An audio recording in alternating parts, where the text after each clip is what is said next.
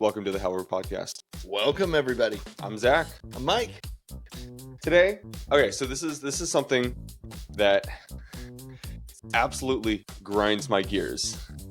Tipping culture. We're going to talk about tipping culture today. All right. Because it's one of those things, I feel like it's been getting worse and worse. The tension has been rising. I'm seeing it all over the place. Not only like it's everywhere in, all of these different like categories of stores and whatever, but everyone is finding it just absolutely absurd how, But before we get into that, I got to tell you what happened. So there was this, I've got an extra grievance today. I have an extra grievance. Wow. Okay. A whole new grievance. This ought to be good. Okay. So I went to Walmart to get pens. I see the problem already. Pens.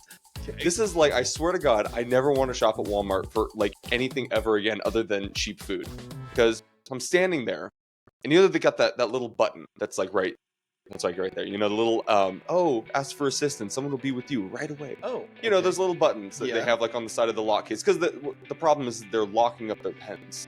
They lock up their batteries, they lock up their pens, they lock up socks. They're locking up socks. I get it. Thievery is an issue, but it's no one ever wants to go into Walmart to buy any of this now because of the amount of time that it takes to get this very simple item. Right. I'm okay. So I'm standing there and I click the button. I wait 3 minutes. I click the button again. I wait another 3 minutes. At that point, I'm just constantly clicking it and then I'm holding it. No, actually, I learned that. So, okay. A couple minutes extra go by. I finally see an associate, and I've got at least 20 associates that have gone past me at this point. Right. All of them, they're having their side conversations. They're hardly even doing anything, and I'm just standing there can I please get some pens? I know what pen I'm looking for because I've gotten that pen. I've gotten that pen before, and I really like that pen. So from now on, I'm just gonna order that pen from Amazon. someone. Right. I'm just gonna order it. So much easier. Okay, so I finally grab a hold of an associate, hey, please help me. Can I please have, can someone help me? She's oh yeah, don't worry, I'll go and make a call for you. Okay. Another, 3 minutes goes by. I click the button again because I haven't heard anything. And no one's come back. And so now I'm again just standing there. I see another associate come by. Hey! Can I please get some motherfucking pens? He's have you hit the button? I'm yeah, I hit the button. I hit it many, many times. Oh no, if you keep clicking it, it resets it. I'm okay. Well, that's actually kind of nice to know, because that's usually what people do, is as soon as they click it, they'll wait 5 seconds and then just start mashing it again. Apparently that actually resets it, and so now it doesn't come into their radios or whatever. So now I wait for another couple minutes.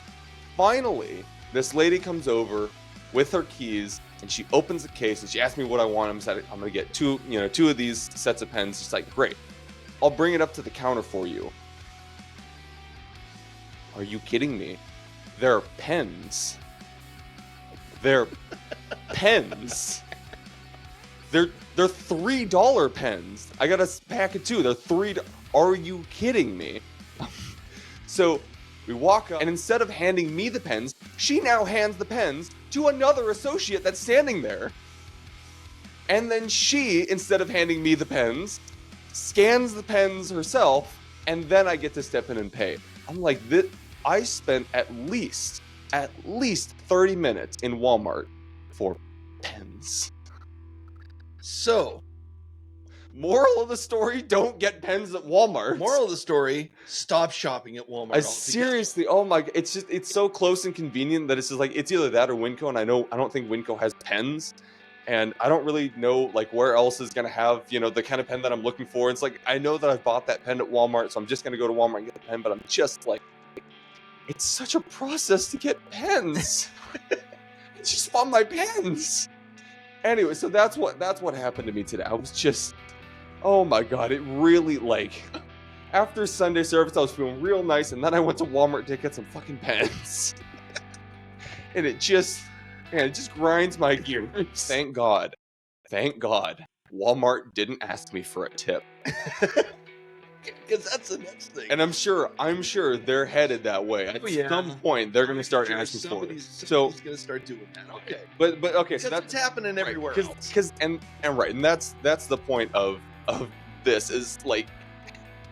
Again, I know I'm not the only one that has felt this. I'm sure you guys have seen this all the time. It's like everywhere you go. Anytime there's even a smidgen of service, a tip is, they'll flip around their iPad and they'll ask you for a 20% tip. It starts at like 20% now. It's not even that it starts at like 5 or 10 or 50 or anything. It's like it starts at 10 and it goes up to like 50. And for the most part, most of the places that I go to that ask for a tip, I receive no service. And so, okay, this is my real grievance with it. When I receive exceptional service, which in my opinion is the only point of tipping, when I receive exceptional service, that's when I'm actually going to leave a tip. Because, okay, and this is, so I researched this. There's this whole thing called the tipping minimum wage. It's the tip credit. So a business, pretty much only restaurants actually get this. This is the interesting thing. Only restaurants are federally allowed to get a tip credit, which means they can go below the minimum wage if the tips combined with whatever they're getting paid hit minimum wage. And it was actually interesting because as I was looking for it, I'm like, oh, that kind of sounds messed up. What if they don't make it?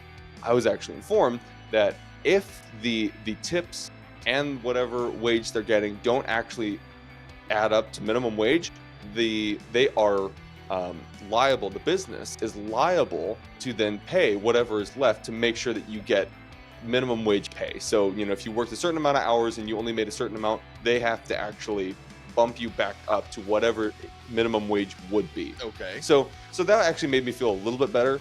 But that also means that every other business that isn't a restaurant, the tips are not paying anyone's salary. They're getting paid minimum wage and they're just asking for more money. That's why, after I realized that, I'm like, this is now a bigger issue for me, because now there should be no guilt involved. Because then that's the main reason why tipping has become a thing. Business started to use it as a guilt trip so they didn't have to pay their employees that much. They were cutting costs by putting the responsibility of paying someone's wage on the customer. That was actually the original point. Yes, which I think is kind of messed up. It is. I think that's messed up even for restaurants. Yeah. So okay. Yeah. Okay. So yeah, what's your take on it? Well, my take on it is, let's just go with the restaurant thing. The restaurant actually is messing themselves up by not at least paying the minimum wage and not kind of falling in that realm, because if you have a terrible server, the reason they're not getting to minimum wage is because they're a terrible server. So if they're not getting there, now what you're doing is actually promoting them to not. I mean, they can get minimum wage no matter what level of work they do, right? Well, I'm sure performance comes into that. It's like if you're not performing at a certain level and we're having to now keep comping you for not hitting your own minimum wage, it's like, all right, we're there's one of those, like, we need to have a conversation kind of a thing. But I mean, here's the sucky side of that is that those people who are great servers should know that they have a minimum, right? And I think that minimum should be the wage that every other person who works in any other business should get. Yeah. And if they're an awesome server and they end up with tips that make them twice the minimum wage, because that tip income comes directly to them. Now, that's not true of all restaurants. Some restaurants, the tip wage actually goes into a pool and everybody gets. So now the best people are basically getting under, They're underpaid. They're getting undercut by the fact that they're not actually getting tips that are really theirs. Yeah. So, and this is where I think personally, I think tips went off the rail years ago when they started pooling them, because the tip in its essence was to ensure great service at a restaurant, someone actually waiting on you, right? So if that tip is not going directly to that server, then who are you tipping? Right. You're tipping both the server who did a really good job, you're tipping the business, but you're also tipping the person that probably wasn't doing as good of a job, who's on the other side of the restaurant. So I don't understand why the tip, in its essence, as far as, I mean, my brain goes back to when I was a kid, the tip was meant for the person specifically that was serving you, Hmm. so that they would, I mean, tip. It's actually an acronym, TIP, and it means, at least this is the research that I've done. If you go all the way back, tip stands for to ensure promptness. Which is okay. So I'm not positive, because when I actually just literally Googled what was the original origin of tipping, and it actually went back all the way to like the Middle Ages in Europe, where the insanely wealthy would pay the peasants basically for exceptional service. I mean, literally, that's what it was. They were just giving charitable income Right. to people who they thought were giving them great service. That was, and they did that because they were wealthy. It wasn't necessarily an expectation by any means. They Right. did it out of the generosity of their own heart.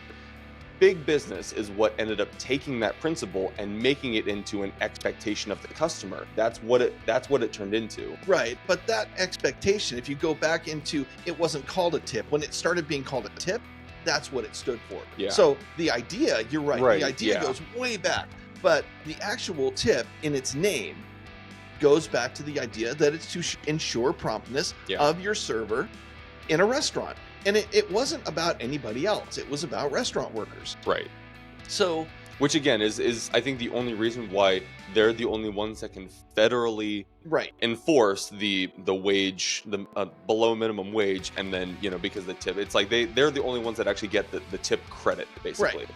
So, and that was my whole like, why the hell are everyone else allowed to do this? We're not even paying for any person anymore. We're just putting extra money into the business. okay. And I agree with you. However, However, I think that it's deeper than that. I mean, okay, there are some businesses where I go, and at this point here, I think what we've all gotten to is the idea where it used to be when you went into Starbucks, there was a tip jar. mhm, And so you would tip your barista because you get there and they actually make your day better because they're friendly and they give you what you want and they do it quickly. Okay, Mhm. cool. It was a tip jar. And no one felt responsible. In fact, no one even, unless you actually had cash on you, because that actually, Right. became the thing, is that if you had cash on you, if I had cash on me, I'd throw a couple dollars in the tip jar and be like, okay, these guys are great. I see them every morning. Great. It's when everything went digital. And now the companies who are putting together the digital machines that actually take your credit card have built into the system the tip. Yeah. And that's where I think when you get asked to provide a tip, I think that the businesses, I've actually had businesses tell me, there have been times when they're like, yeah, that's just on the program. Don't worry about it. We don't expect it. Every now and again, somebody will say that when it's a small business, you walk in and they're like, yeah, just go through that. We don't, Yeah. we don't really want you to do that. And they explain it. Yeah. But I think that the businesses have, I mean, since we're completely digital, that tip has become this thing that is just automatic. Right. And I think we're starting to feel the pressure of that, where every time you put your credit card into something, it asks you that question. Well, let me ask you this. Have you ever gone in and paid with cash and had them ask you for a tip? No. No. You know why? Because it's part of the Yeah, machine. it doesn't really exist anymore. It doesn't exist because cash, when you go into those same businesses and you just pay cash, they're not using that little machine that asks you for a Right. tip. So it's kind of this automatic thing. Now, my problem is, who thought to put that in there? Hmm. Unless you're doing that at a restaurant, because Mhm. then it's like, okay, well, it's part of the bill. Well, and again, I think it was big business that saw an opportunity, because they're seeing that people, I mean, this is probably, I'm sure there was a lot of like studies that went behind this, that they're like, okay, so we're seeing that people are just averaging 50. It doesn't really matter what kind of service they're getting. They're just doing it every time it comes up. So, hey, I wonder if we can make some extra money off of this. Sure. Because I don't think like most of that tip money, I don't think most of it goes to the actual employees. I don't think it's actually going towards anyone's salaries. I think the tip, and it's the fact that it just comes up on a screen, it doesn't tell me, this person served you today. Would you like to tip them? It's just, would you like to tip? Would you like to pay a little more for this Would you like to pay a little to our bit more business for because you whatever? like our business? Right. And Okay. that's where I'm getting the grievance, because it's like, and this is all over. And now it's, even if it was a service related thing, let's say DoorDash, I will not tip DoorDash. Like, that may make me sound like a monster, but I specifically request leave it at my door because I don't really want to have that extra service. So why am I going to tip or pay for an extra service that I didn't even ask for? You know, I'm asking you to leave it at my door. I'm asking you for no contact because honestly, when I'm door dashing, it's because I don't want to talk to people.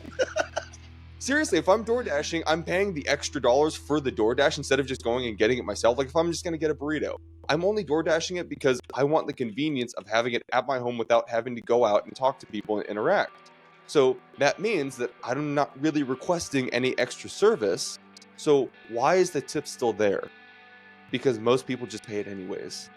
And then what we're seeing now is that DoorDashers, I mean, there was actually a clip. I don't know if I can maybe pull it up now. There was a clip right here. So this guy, and we'll pull it up on screen for the audience. So I'm going to try to. I'm still figuring that out right now. It's part of the learning editing process. I'm trying to figure out how to like get these videos up.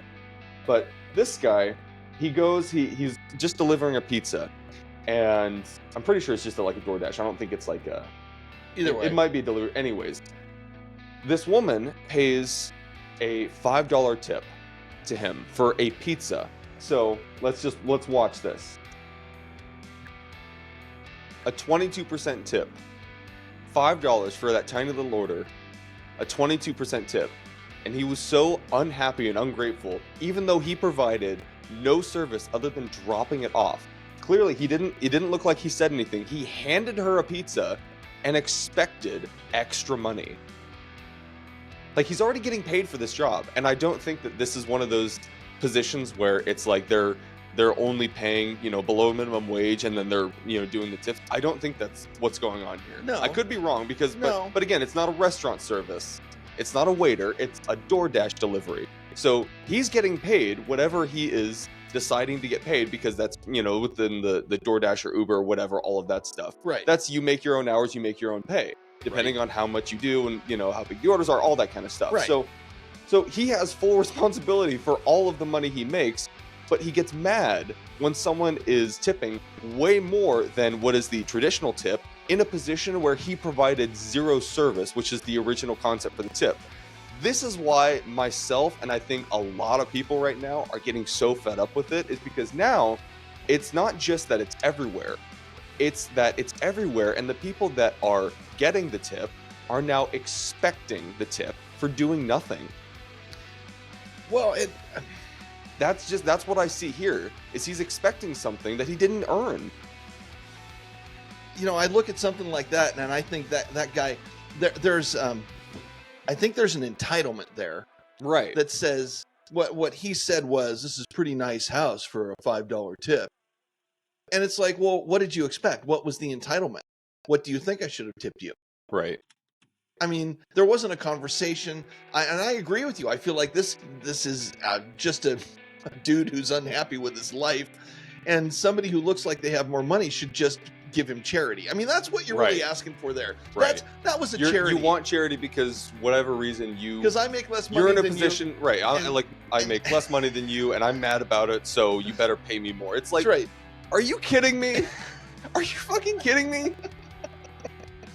And I mean, okay, I'm even the kind of person, if I had the money and someone gave me exceptional service, I'm going to give them an exceptional tip. It's not like I'm banning all tipping forever. If I go to a restaurant and I get service and I get good service, I'm going to tip more than 15%. I don't like the average 15%. To me, it's, if you gave me great service, I'm going to give you a great tip. If you gave me average service, you'll probably get an average tip. But for the most part, I probably won't tip you at all, because to me, what is seen as average is almost like it should be the expected, because it's average. So if you give me half a crooked smile and you deliver my food on time, that's an average experience. So there's probably a maybe subpar tip that's involved there, because you at least give it a little bit of effort. But for the most part, you were kind of just pushing food. Okay, well, okay, knowing the restaurant rules, I think the average tip at least gets them their average pay. I kind of feel like that if the food was decent and they were friendly and they got me my food on time, okay, you know what? Yeah. That's, I'm happy with that. I don't expect everybody to be, just I guess, but it's, to me, it's like, okay, you chose this position. Yeah. You but chose to be in a place where you have to be engaging and friendly to pay your bills. It's like you chose a position that you knew was going to be reliant mostly on tips. So if you're coming into that and you're not willing to actually work for those tips, then why? Like, I guess that's kind of Okay. like, Well, okay, so let me bring something up. Let me ask you a question then. okay, What's your expectation, and does that person know that?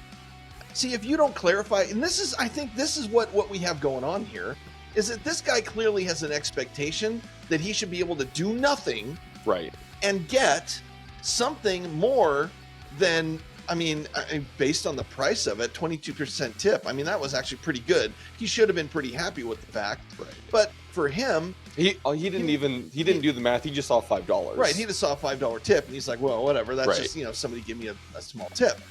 After this video, he's probably never going to get a tip again. Oh, he's probably not. Yeah, he's probably not going to get a server position again. Like, But I'm sure that was a video that went straight to Uber from the homeowner. It was Right. like, hey, but I'd like my $5 back. But doesn't it come down to expectations when it comes to stuff like that? Yeah.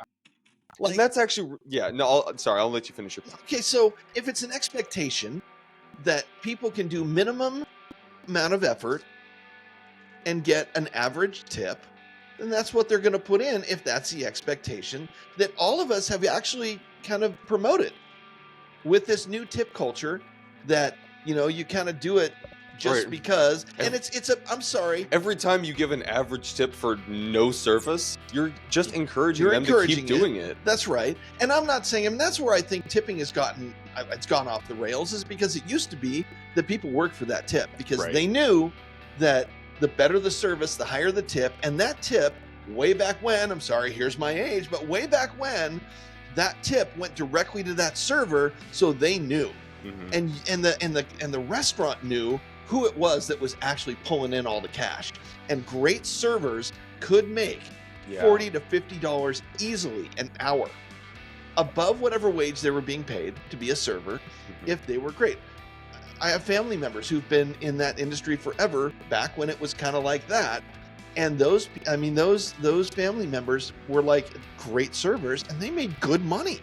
Well, and then the problem is the positions that I feel like if you've got a great ethic, but you're not in a job that gets tips, you actually have people. And this is something at my first job at Safeway, when I was a courtesy clerk, I went above and beyond for my customers because I wanted to work hard.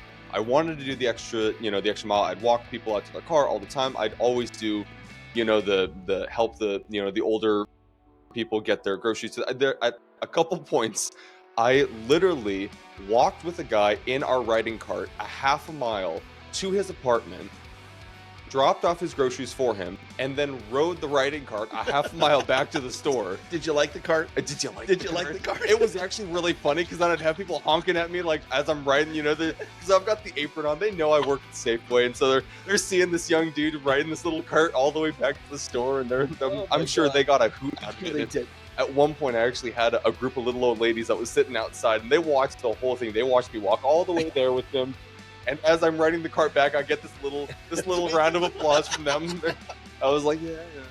The problem was I gave exceptional service. I wasn't allowed to accept tips. Right. Well, And that's the thing is I feel like some people don't actually get rewarded. Like you were saying, they don't get rewarded anymore for exceptional service.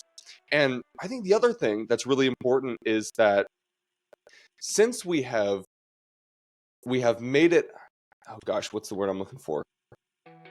The fact that some of those tips don't even go directly to them, it takes down their level of I want to work hard because my money's not even coming back to me. It's like even if I give exceptional service, it might just go in a pool and I'm going to get a fifth of what I earned tonight, and everything else is going to go to the dude that just half-assed his entire shift. And it's like, now there is less incentive to work hard, and these people aren't actually, I think the main reason you gave exceptional service to get an exceptional tip back in your guys' day is because most of those people wanted to get out of those jobs. So they Right. did everything possible to get as much money as they could. So they gave all that exceptional service so that they could save enough money to, get a house or a new car or move or, do whatever. It's Do like whatever, yeah. they did what it took to earn what they got, and then use that to then get themselves out of that position as a server. But that goes back to the expectation, because Yeah. back in my day, the expectation was there is a direct connection between how much money I'm going to make tonight and Yeah. what level of service I'm going to choose to have. Yep. And so that expectation, I think that we've dropped our expectations. And I think that was really evident with this guy. We've Yeah. dropped our expectations to the point where you can do almost nothing and still expect a $10 tip on a 5-minute drive Yeah. to drop off a pizza. When the problem is So- that, especially when it's in person, there's a whole guilt trip, and this is what I've been hearing a lot online. It is not just that people are upset about it. Everyone feels like they're guilt tripped into tipping because you've got the barista at Starbucks staring you dead in the eyes with her little iPad flipped around, waiting for you. And if you don't, it's like if you don't tip, it's almost like you feel the judgment coming off of them, like, oh, cheapskate. It's like, no, you didn't do anything. Okay, well, here let me tell you a little bit of something about the baristas at. There's a Starbucks that I frequent where I work, and there was a certain amount of time where they would, when you had your credit card, you put it out and you put the credit card in the little machine, and it would ask the question. Right now, they didn't need to hand me the machine because all they had to do was take my credit card, put it in the machine, it does its thing, and then I move on. Yeah. The company, whoever owns that store, had their employees at one point stop giving the machine out the window, Mhm. and so they put the card in, they bypassed the tip completely and just ran the card.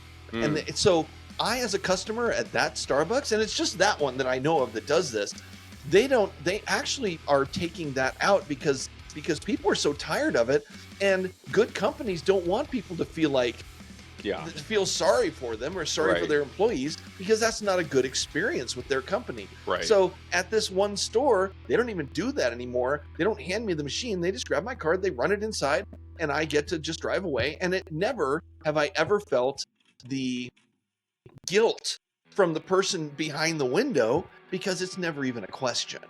Mhm. So I think companies do actually have the option to figure some of this stuff out and to take that away if Yeah. they really thought about it. But okay. What is the expectation of a great tip? And I'm going to go back to that because I think that really, if tipping, because I don't have a problem with tipping, and I actually, if it's a company that I really like, I have no problem paying a little more. Right. There are places where I frequent that I don't know where that tip goes, but you know what? I really like that company. like the bowling alley. Okay, We love the bowling alley because bowling they're alley is- always, I mean, the staff, they're always super nice. Well- we get a little bit of preferential treatment now because we've been going so We've been often. going there so long, but you know what? It's a Right. company and it's people. I mean, we go to the love bowling- that whole family. We Right. love the what they do, what they support. They Right. do a lot of events. I mean, they're just great people, and so in the place like that, I Right. don't mind as much. Well, but here's the deal, and here's what I'm saying is what the expectation is, or what's the key to it, is that when we walk into the bowling alley, we bowl a lot, by the way. Right. We're there pretty often. Every and- Saturday. In fact, when I Every paid Saturday. the other night, as we were leaving, everyone knew my name. So when we walk into the bowling alley, it's kind of like Norm Right. at Cheers. You walk in and everybody knows your name, and that's there's something different about that when you walk in and everyone knows you. Or when I was really young, a long time ago, I was a barista at a coffee house. That was right out of college. That was one of my first jobs. And one of the things, and we were one of those companies, this is like back in the 1990s. This is several years ago. But one of the things that I always knew that people appreciated, and the people that were my regulars, is that they would walk in and I would already have their order written on their cup sitting over there. So it was already going long before they paid, because I knew them well enough. And I knew them well enough because I actually would engage with them. And this is like 6 o'clock in the morning. Who even tries to talk at 6 o'clock in the morning. Right. But these guys were in our cafe every morning, and I got to know their names. Some of them, they would walk in, I'd be like, hey, how are the kids? Because I Yeah. knew their kids, I knew their kids' names, I knew what they did at work, because the 30-second interaction that I had with them created long-term relationship. And to be honest with you, my career got better because I left that job because I found other work from one of my customers and I moved into my Right. career. And see, that is so important. What you did. I mean, first of all, I want to acknowledge the fact that you actually took the time to get to know people. Oh yeah, but Which is, I think, going back to the expectations, for me, that's one of the expectations. If you want to, for me, exceptional service means that while I'm being served, you take an interest in me. It doesn't have to be a lot, but Right. as simple as, how was your day? And then a follow-up question when I answer, instead of just, hey, how you doing? Oh, I'm good. Okay, great. What can I get started for you? It's like, I don't know. It's not the worst thing ever, but when I see someone who really puts in that extra effort, like, my heart is just so overfilled with joy that I want to be as generous as I can with Yeah. people like that, because it's like, we just don't get that anymore, especially right now. Even I've worked 2 sales jobs now, both of which pushed product more than it pushed connection. Lazy Boy was actually pretty good about it. When I was selling furniture, come on, I don't care. okay. I don't work for them, and I never plan to work for them again. They were actually pretty good. I mean, they've changed since I was there. That's a whole different process they go through. But when I was there, I went through extensive training on what kind of questions I should be asking the customer. It was more about the customer and the product. That was the other thing, is I got really good at explaining the product, but I also got to know the customer really well. That's the only reason I wasn't the greatest salesman, because I didn't like to push extra product that I knew they didn't want or need, and so I wasn't very good about that kind of stuff. But I got to know them well enough to where I could start recommending things, and they actually felt like I cared about them, meaning they wanted to buy more from me. So the way that I approached those situations, I ended up getting more sales, and I basically, I was doing all right. I mean, I was, gradually going up the more confident I got in sales, but the one thing that I did really well is I knew the product and I got to know the customers as much as I could. Mhm. I was still definitely shut down by we're just looking. And man, I tell you, that is one of the hardest things to hear, especially in a sales position, because it's like an instant, you really got to fight to get back in the game at that point. But then the difference between that one and my second sales job is it was very, very difficult for me to get to know customers, mostly just because of who I am versus who my customer base was. It was just hard for me to relate with them. But the reason I left that sales job is they were very, very much, we care about the customer as much as they spend. Mm. That's what it felt And like. that's crappy. It was I like, hate places like that. it was like, get to know the customer so that you can sell them as much as they'll buy. It was just very much, it was just a really hostile environment. It's disrespectful. It to the was customer, as far really as I'm disrespectful, concerned. and that's what I heard from people who were customers with that store at that point. They all hated going in there because they knew that they were treated. It was like they were the salespeople were playing nice, but they were really just pushing products. And that's, again, so going back to an expectation, you have to care about the customer without pushing a product first. Yeah. Which again is very, very difficult, especially with right now. Customers are asking normal retail employees to be salesmen, but they're not getting paid for them anymore. And so now it's going back to just push the product, just push the product, just push the product. So the real problem is that people have lost the ability to create relationship. I mean, Mhm. okay, so when you're talking about, let's get back to this tip thing, because we bunny trail a lot. You get back to this tip thing, the idea that the cafe that I worked at when I was young, Mhm. okay, we didn't have a tip jar. In fact, the first year I worked there, we didn't. And then eventually it was like we would write tip on a little cup and we put it on it. But that was, the people who are great at that aren't actually doing it because they want a tip. Mm. You know, you can kind of tell when someone's being overly kind of good service, and it's still Right. good service. Well, and some so- people are just overly extroverted, and so they love having those, But that's the thing, is that if somebody who's really good at that, yeah. typically is not somebody who's even thinking about the tip. Right. They're just good at making They're just relationships. friendly. I know. They like people. Yeah. So, and I think that has a lot to do with, or I think that says a lot about what the tipping culture has become, because if somebody doesn't like people, how do you expect people to respond to you in a positive way Hmm. to support you? Right. Because when there's no relationship, there's no service, and there's no interest. Hmm. Therefore, why is it that you expect me to do anything for you? And this is where I think it goes back to that whole idea of somebody who is just entitled. Yeah. Well, it's an entitlement. It's not an entitlement. Tipping has never been an entitlement. And I truly think that we need to get back to, and I hope everyone chooses to do this, as I think we need to get back to the idea that tipping is about service. Right. Because if you just make it an entitlement and you don't know who that money is actually going to, then what are we doing it for? I mean, the worst thing that we've seen are the automatic, the zero service, The iPad flippers. I mean, that's no, basically not what even they that. are. I'm talking about the when you walk up to, it would be like going to Walmart through the self-checkout. Right. And self-checkout asking you to tip. It's like, well, why would I tip anybody anything? Which again is happening. is happening, and that's Michael why Knowles he came out with a video where he went into a completely self-serving a self-service restaurant. He grabbed a water off of the shelf. He went up and scanned it himself, and it asked him for a tip starting at like 20%. Right. And I mean, I think that we need to get back to the idea of that's the skip button as far as I'm concerned. And I'm Right. sure everyone is doing that, because when you have no service, I honestly think that's the program that they're using. Right. And if they were really thinking about that as a company, they would try to figure out how to make that not an option, because that's just stupid. Yeah. But to raise the expectation of what a tip really means again, which is, if you're gonna ask me for more than what is posted as far as what we're paying, Mhm. then what kind of relationship do you have with me? Right. If it's transactional, which means I walk in, you hand me something, I walk out. Transactional service never should be a tip. Hmm.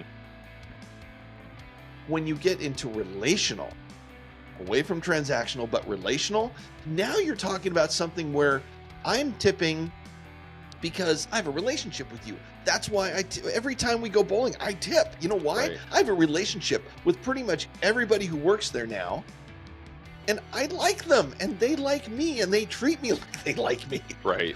And that's, I think, is the biggest difference. I think we have to get back to the expectation being that great service is what gets you a great tip. So, in the case of the DoorDasher, if that DoorDasher shows up, it shouldn't be automatic. I think if that DoorDasher walks up and the food got there on time and they did it with a smile, that I think there should be a general expectation, because I'm sure that person is not making very much money. Right. And there is a level of that I think does play into it. If I have extra, why wouldn't I share? Hmm. But if that person walks up and they've already gotten their $5 tip and they're pissed about it, well, I think that's a problem with the system. I think that system needs to go away, and I think that we need to get back to people tipping once I've received the service. Right. And again, yeah, that I've definitely received is it, a huge you- thing. And if you walk up and you're like, "Hey, here's your pizza. I hope you have a really great night," and whatever, I'm gonna tip. And it Whatever. honestly, If I have a 10 in my wallet, I'm gonna push a 10, because that happens Right. to be what I have. well, and honestly, coming from like a serious introvert who doesn't get a lot of energy from talking to people, it's not that hard to make a really quick comment to someone that might just make their day. I mean, you walk up, you hand them a pizza. Oh my God, it smells great in here. What candle are you burning? It's like, it takes so little. Or takes so little or- to be nice to people. Right. Well, okay. And again, I have a hard time with that, just because when I'm doing something, I'm not necessarily thinking about the well, I guess it depends. If I'm in a service-based industry, then I'm definitely thinking about the customer. But for the most part, when I'm walking around, I don't look like a nice person. But I know how easy it is for me to just flip that switch and just be nice to someone randomly because it doesn't really take a lot. And again, this is my whole thing. Is it doesn't take a lot to be a good person. It doesn't take to me, it actually doesn't take a lot to get ahead of everyone else when it comes to good customer service. You just have to care a little bit. A little bit, right. A It little doesn't bit, take a lot. because for the most part, and this is what I see, let's bring it back to a salesman. You go to a car dealership or a furniture store, most of the time they treat you like a number. Yeah. Last couple times I've gone to a car dealership, I think the last time was when they were trying to sell, or they were trying to buy my Subaru back or whatever. I don't really ever want to buy from them again. I'll go there because I've still got free oil changes on my car, but I'll probably never buy from there, because what I got from them was they were super excited for me to come in. They were super excited to give me such a great offer on my car. And then when I went there, they lowballed me on what, my car was worth. And then they tried to sell me something that was 10 times what my car was worth. After I had told them what my budget was, they kept trying to oversell me on things that I told them I couldn't afford. It was just so disingenuous and so grubby that I'm like, I never want to come here again, because I do not like how I've been treated. And they could have made an effort to get to know me. They could have made an effort to say, hey, it sounds like your budget, I don't really have a whole lot, but I know this dealership, a couple blocks down the road, they might have something that you're looking for. It's like that.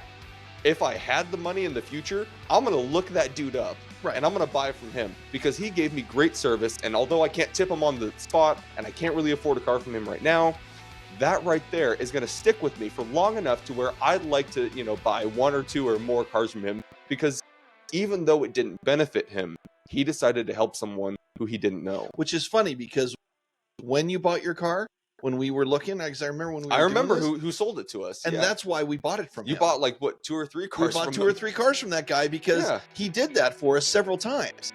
And he was a really cool guy, and that's why we went back. But it was because he wasn't selling us on a car. He basically was just this really good dude. He got to know us. He got to know our budget. He didn't push us.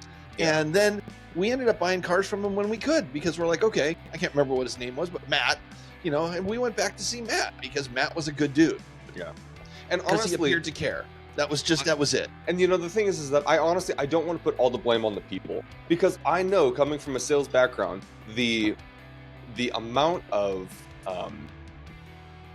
expectations that are put on you from the business really are trying to force you into a position that you have to be grubby. Like, again, that's why I didn't last long at my last sales position, because they were so money grubby. I couldn't stand it, because what really set me off is they literally asked me to lie. They told me to lie to the customer. It wasn't ask, it was tell. They told me to lie to the customer, tell them it's new, just because they were looking at it. Tell them it's new, that we just got it. They were trying to force that scarcity mind, or not the scarcity mindset, what's that other? It's just, I don't know. It's a selling trick, basically. That it's brand new. It's a one, it's a you won't see it again kind of a thing. People have been buying it off the racks. Everyone, it's so trendy right now. It's like they were encouraging me to lie, and this is coming from like the district manager of that store. They were encouraging me to lie, and my moral compass was like, Well, and so I had a serious problem with them until I left, because I'm like, screw y'all. I'm not going to do that. I don't want to be that kind of person. And the thing is that the customers are absolutely going to know if you're, a scummy little money grubby douchebag. Well, but here's, can you imagine if you did that with a customer and the customer goes, it's funny, I was in here about 3 months ago. Right. And I looked at the same shirt. Now you just ruined your entire reputation, because everyone in the store heard that. Right. They're going to go and tell all their friends that, that store, they lie. They're going to lie. They're going to lie to you. Oh, God, that's awful. You cannot do that, especially in a service-related position. You have to think about the customer first. You have to get to know the customer. You have to understand what they want, and then you can start recommending stuff. Right. But most people, especially nowadays, what I'm finding is with the tip culture, with the credit card culture that we've brought into, it's like every customer has already built in this scenario that they don't want to buy from you.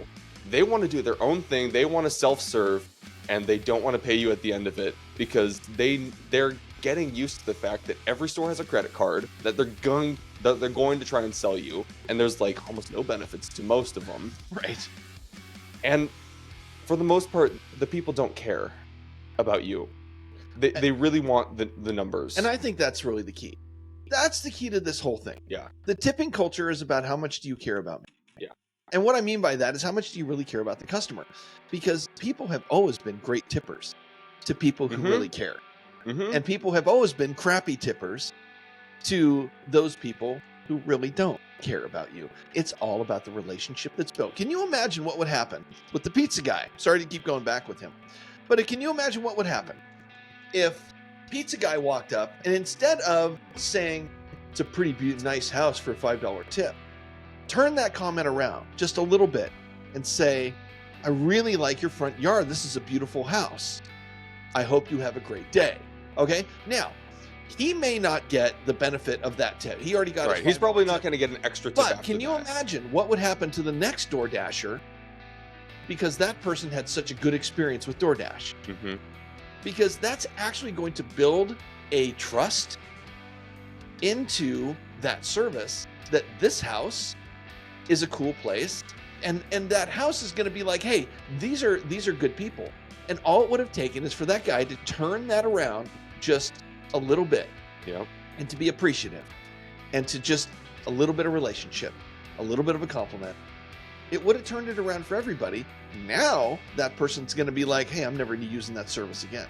Because that's what was created there. I think it comes down to relationship. I think all of it comes down to relationship. And you know what's interesting is I think it goes both ways. I think if you receive exceptional service, you should be an exceptional customer. You know, I think there's something to be said about when you see someone who's working really hard, you make sure you point it out. You see it, you say it. I agree with you. You see it, you say it. Right. I think there's something that, again, this is something that I think goes a little bit unnoticed, but even I recognize when I'm giving great customer service, the customer is so happy with me that I know they're going to want to come back later. I know, you know, it's when I'm building that relationship, it's not like it's a one-way street. A lot of the times when I was selling furniture, I ended up making a lot of really good connections. Now, I don't really talk to those people anymore, and I haven't really seen them since, but it's like, I probably got a couple good connections to know that, you know, if I needed another job in a desperate time, or if I was starting something and they knew about it, I'd probably have a lot more support than I think, just because I've tried to create a reputation for me to give great service, to be friendly to my customers, clients, whatever the case is.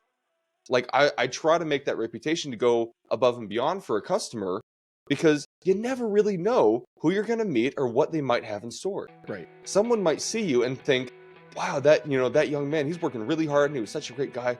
I need more of that kind of stuff on my company.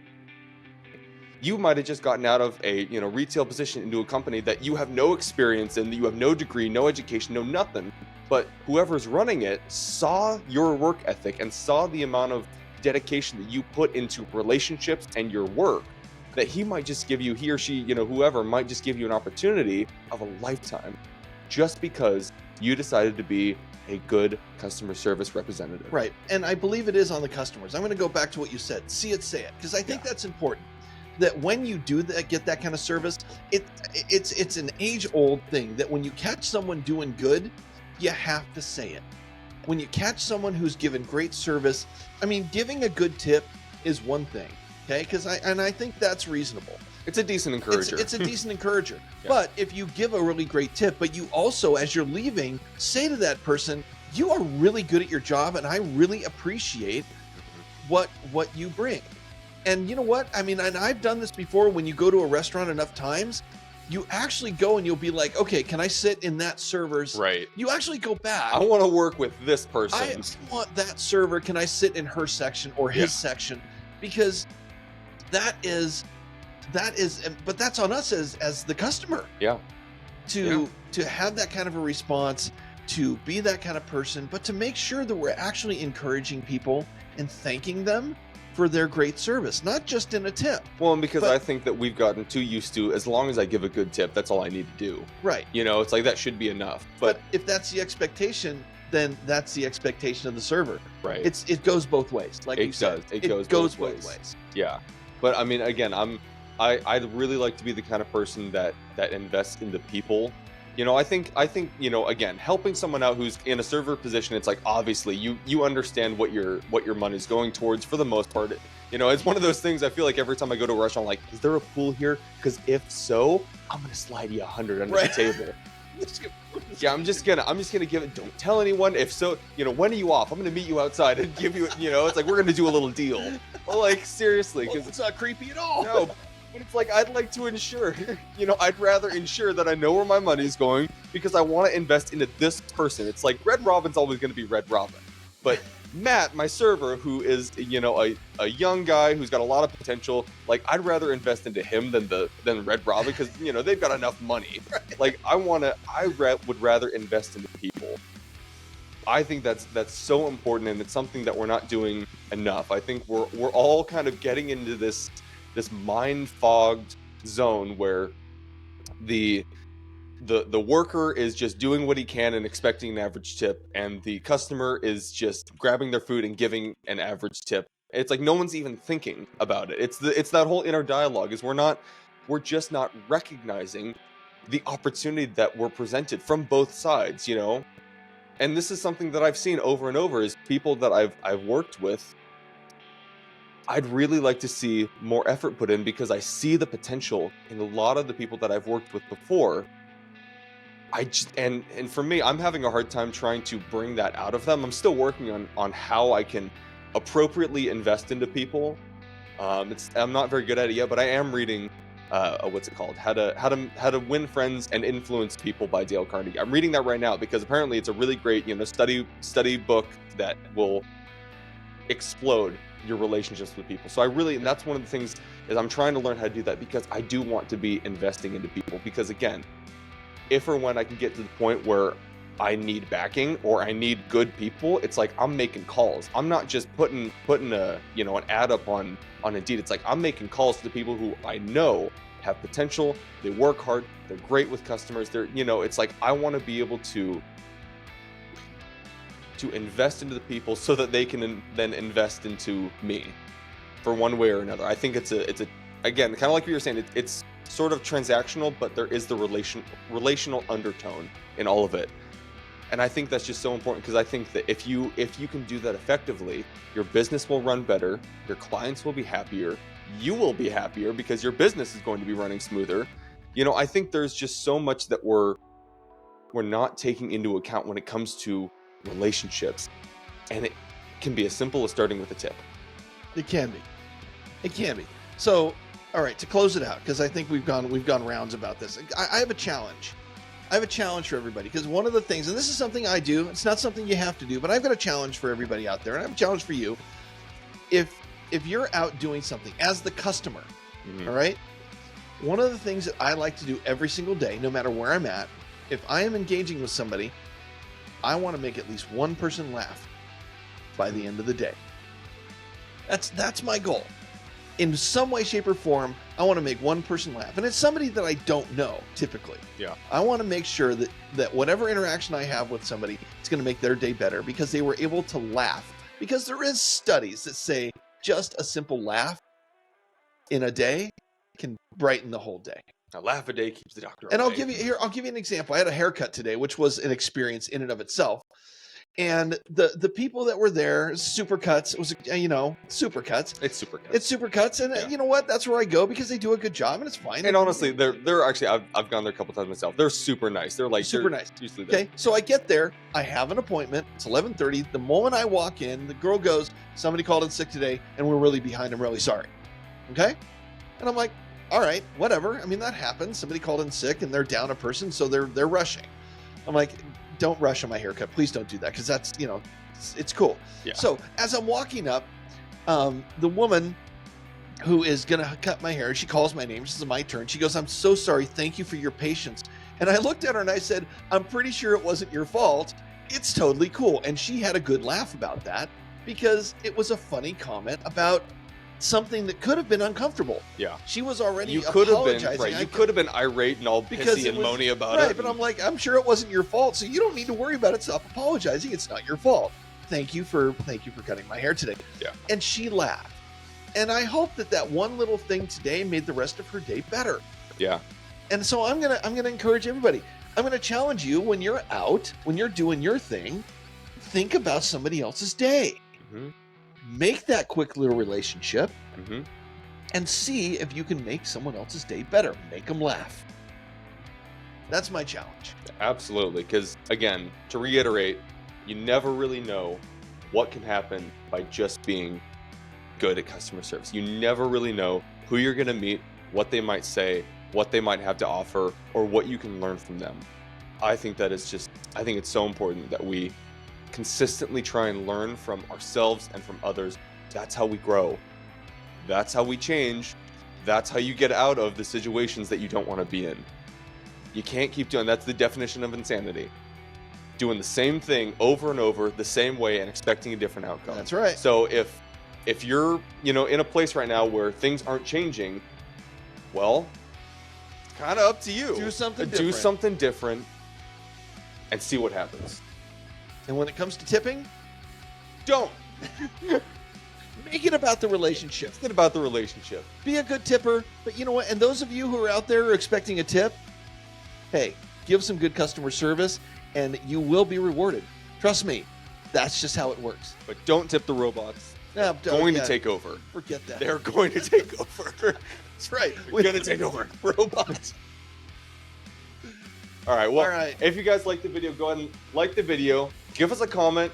Tell us about what you're going through. Tell us that, how about this? Tell us about the best customer experience you have ever been through. What's we'd the like best to see service? it. We'd What's like the to best hear it. service that you've ever gotten? We want to hear about it. So leave us a comment, subscribe, because it's going to help us. We want our messages to reach as many people as we can. We think it's important. So yeah, subscribe. Subscribe and go make somebody's day. Absolutely. All right. Have a good one. Have a good one.